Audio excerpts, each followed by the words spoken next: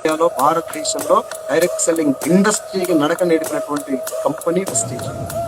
Direct selling industry మన కంపెనీకి కాదు, డైరెక్ట్ సెల్లింగ్ ఇండస్ట్రీకి డైరెక్ట్ సెల్లింగ్ అంటే ఇలా ఉంటుందా అని మాట్లాడుకున్నటువంటి రోజులు తీసుకొచ్చిన గౌతమ్ బాలి సార్ ఎలా ఎగరేసుకొని గర్వంగా చెప్పుకోవాలి ఆ విషయం. ఇవాళ వచ్చిన చిన్న చిన్న తోక పీకులు కంపెనీలు చూస్తున్నాం కానీ ఏముందంటే విజన్ వాళ్ళు విజన్ అయితే టార్గెటింగ్ కాదు వెస్టీజ్. వెస్టీజ్ వాళ్ళు తెచ్చుకోవాలి. ఒకటి కాదు, ఇప్పటిదాకా నేను 15 కంపెనీలు లాగా చూసాను. 15-16 కంపెనీలు ఓన్లీ వెస్టేజ్ మీద ఎందుకు పడుతున్నాను? మీరు ఒకసారి ఆలోచించండి. ఏదైనా కొత్త కంపెనీ వస్తే నిలబడాలంటే విజన్ ఎట్లా ఉండాలి? వాళ్ళ own vision, own strategy, own నేను కొత్త కంపెనీ రావటం లేదు, కొత్త కంపెనీ మంచిదిగా లేదు. నా పాయింట్ ఏంటంటే ఒక కంపెనీ నిలబడాలి. ఒక కంపెనీ ఏ రోజన్నా వెస్టేజ్ కంపెనీ వేరే కంపెనీ గురించి మాట్లాడడం చూసినది ఎనీ స్టేజ్, ఇక్కడ స్టేజ్ మీద గౌతమ్ బాలి కంపెనీ టార్గెట్ చేయక చూసినట్టు. ఎందుకు? వెస్టేజ్ కంపెనీలో ఉన్న వాళ్ళు స్వయం ప్రకాశం.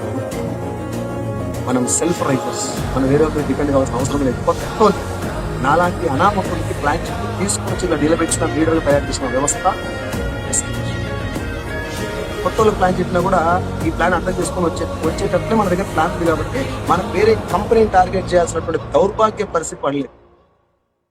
ఇప్పుడు వచ్చిన కంపెనీ పరిస్థితి ఏంది? వాళ్ళ ట్యాగ్ లైన్ ఏముంది తెలుసా? Wastage to dash.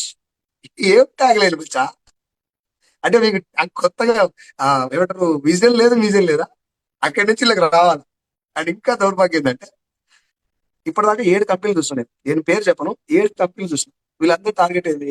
వెస్టీలో ఉన్న కొంతమంది తెచ్చుకోవాలి. ఇక్కడ కొంచెం గమ్మత్తైన విషయం చెప్తా వినండి.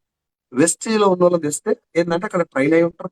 వాళ్ళకి సిఎన్టీ తెలుసు, విఎస్ఎం తెలుసు, 7 స్టెప్స్ తెలుసు, 7 మిస్టేక్ తెలుసు, 7 బ్లండర్స్ తెలుసు, డైరెక్ట్ సెల్లింగ్ అంటే ఏదో తెలుసు, ఎట్లా మీటింగ్ చేయాలి తెలుసు. ఇవన్నీ తెలిసినటువంటి ఆల్రెడీ ట్రైనింగ్ అయిన రీడర్ కాబట్టి వాడు రాగానే ఇక్కడ ఫుట్బాల్ ఆడతారని చెప్పేసి వీళ్ళని తీసుకుపోతుంది. రైట్, ఇక్కడ దాకా ఓకే. వీళ్ళని టార్గెట్ చేయడం వరకు ఓకే. పోయేది ఎవరు? కంపెనీకి స్టిక్ అయిపోయి దీంట్లో నిజాయితీలు పనిచేసి వీళ్ళు నా ఫ్యూచర్ ఉందని నమ్మిన వాళ్ళు ఎవరు పోవట్లే కదా. ఎవరు పోతారు?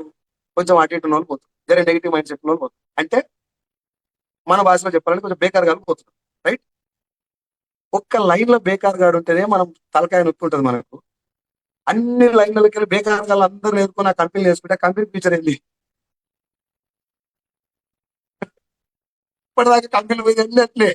ఇప్పటిదాకా వచ్చిన కంపెనీలు అన్ని మీరు నోట్ చేసుకోండి. ఫస్ట్ నుంచి మన Manjunath sir, Mahesh juggle sir, వీళ్ళు పెట్టిన కంపెనీ కనుక అన్ని కంపెనీలు చూడండి. ఈ కంపెనీలు అన్ని నేల నాకడానికి కారణం ఏంటంటే దే ఆర్ ఫోకసింగ్ కానీ వెస్టీజ్ బేకార్ గాలు. వెస్టీజ్ లో ఉన్నటువంటి అప్లైన్ మాటలు ఉన్నటువంటి కొంతమంది బేకార్ గాలు ఉంటారు కదా, అలానే ఫోకస్ చేస్తున్నారు.